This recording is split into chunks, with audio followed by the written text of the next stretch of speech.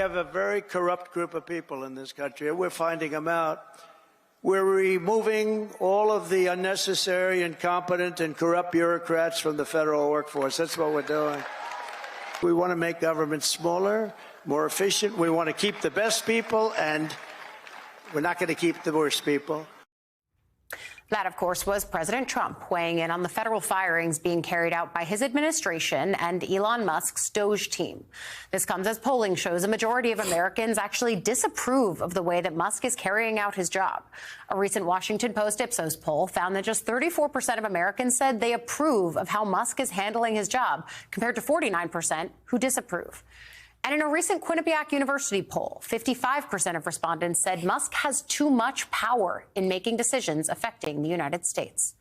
Joining us now is Democratic Congressman Dave Min of California. Congressman, first, I want to start with the Doge pushback that you and your colleagues have been trying to do from your roles in Congress.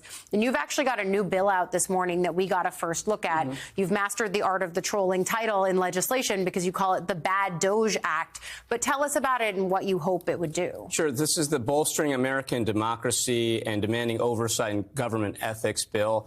And it's meant to address the abuses of power, the illegalities, the blatant attacks on our Constitution that Elon Musk and Doge are engaged in right now. So if you look at the White House executive order that created Doge, it very specifically authorized Doge as a, quote, temporary government organization. And that temporary government organization is, by law, limited to carrying out a specific study or project. In this case, it was supposed to be data modernization.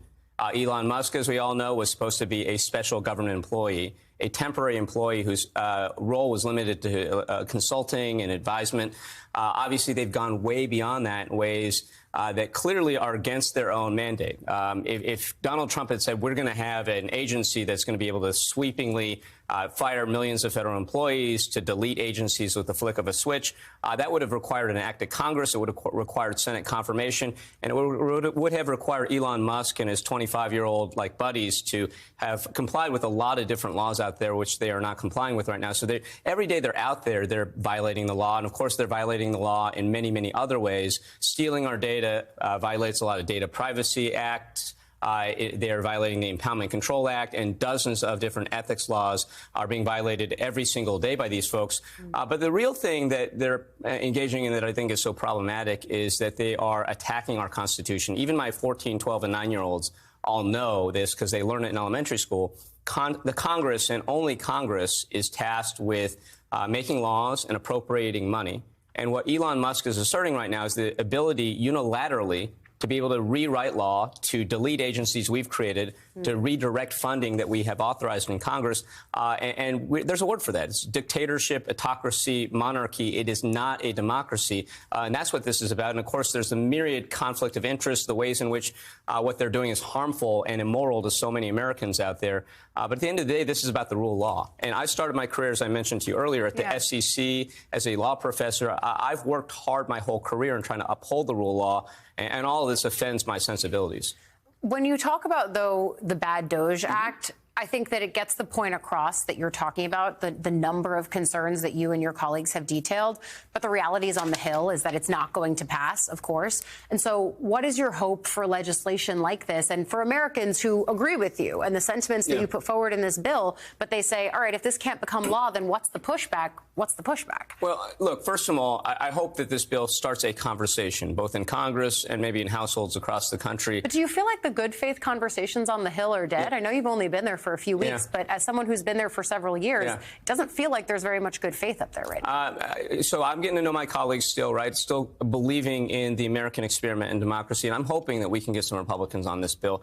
We have a 3-vote minority right now. They have a 3-vote majority on the Republican side, and I'm hoping that a few of them, at least, maybe more than that, will remember the oath that we all took when we entered office to support and defend the Constitution of the United States. It doesn't say anything about Donald Trump or the president in that oath we took. It's about the Constitution of the United States, and that is what I'm hoping Republicans will do here.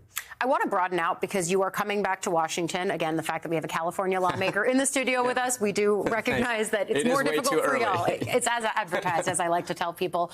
But you just came back from a week being at home with your constituents. We saw some of the town halls. across the country, Republicans kind of getting some heat for what's happening in government. Did you hear that from your constituents? Oh, absolutely. Right now, people are terrified. They're uncertain. I talked with food banks. I talked with different environmental organizations, talked with health services, with UC Irvine, who I represent. And they're all worried right now because many of them have already received notices that they're going to lose funding illegally again. And so, for example, UC Irvine, if the NIH freeze or cuts go through, they're going to lose $125 million, which is an existential threat to their budget. Yeah. This is money that they already was committed. They hired people based on it. They engaged in cancer trials, among other things, based on that funding promise. And Elon Musk is trying to take it away. You multiply that across the board. And just the example I like to give right now, Meals on Wheels is tasked to be cut. Yeah. And the reason Meals on Wheels is supposed to be cut is because it is a DEI initiative. You're like, how did that happen? It's because seniors, apparently, they're viewing as a protected class. And this is what happens when you have 19 to 25-year-olds making the decisions with the flick of a switch on which agencies to delete, which programs to cut. This needs to happen through Congress. At the end of the day, all of this needs to happen through Congress. Yeah, that is the power of the purse, right? That's exactly that is the right. role of Congress. And I'm glad that you bring up the role of food banks. I've actually done reporting in your community with food banks in that area. And when you see programs like SNAP being cut, it drives more people to food banks that are already stretched so thin, right, never fully recovered from during and after the pandemic. Democratic Congressman Dave Min of California, we so appreciate you getting up with us this morning. Thanks so much for having me.